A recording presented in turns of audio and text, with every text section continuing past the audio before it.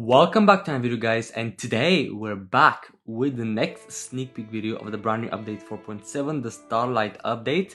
Yesterday we did talk about new Carol, new rifle, new campaign. Today we're all about Last Stand, as it brings quite a bit of things here. Now the first one is 2 new support types, and the first one is Carol's Cookies. Now I want to give shout out before we talk about this to Crotalus901, who actually guessed it correctly. I did post a picture before that in my community tab, and some people commented this guy guessed it correctly, so shout out to him for that. And I honestly thought it was gonna be the new Carol only. Honestly, I did not expect they're gonna be Carol's Cookies as well. So yeah, why not? We have the Carol's Cookies. So this is basically temporarily boosting your normal damage and charge attack damage on your survivor. So you can see the table.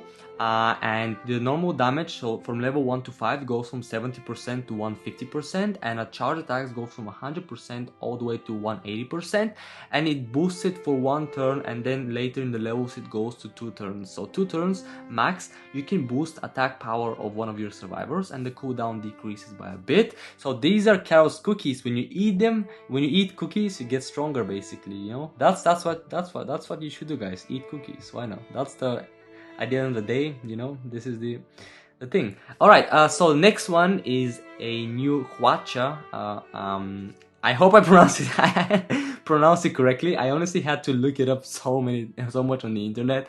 The Hwacha.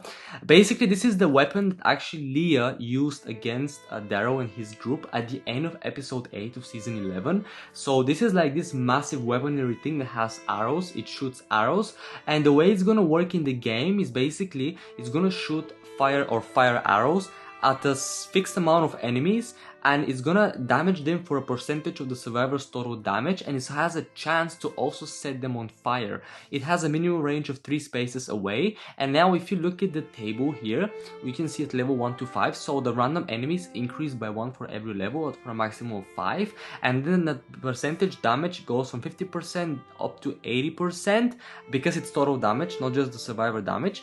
And then you have the chance to set them on fire goes from 30% to 50%, and then the cooldown decreases from 10 to 8. So it's a really interesting choice. I did not expect the Hwacha to come in this update. I really like how they pick different weaponry in the show, especially in the latest episodes, and put them in the game somehow. So this is really cool. I think people are gonna like that because it definitely boosts your firepower in missions, because you can obviously use it outside of Last Stand as well.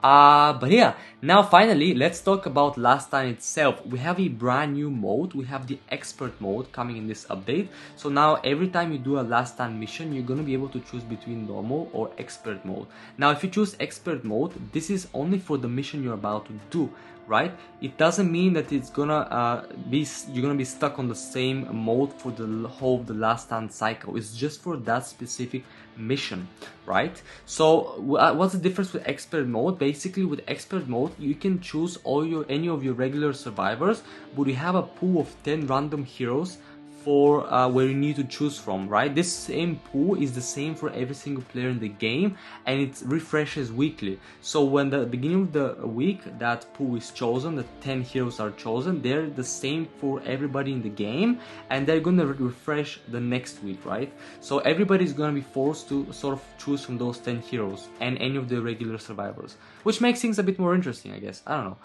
Okay, I'm gonna quote this. So it's gonna start at 10 plus offset level of your 3 highest level survivors in your roster, or your highest equipment level minus 3, whichever one is the highest.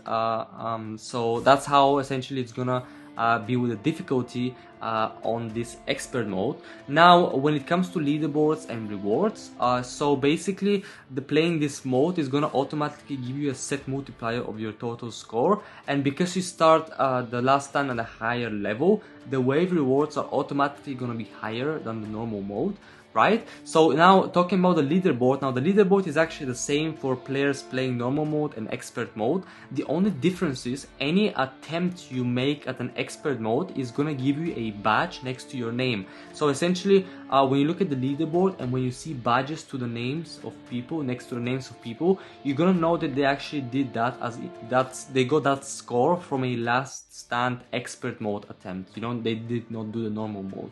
So you can, if your top 3 scores are obtained from expert mode, you're gonna get 3 badges next to your name on the last stand leaderboard.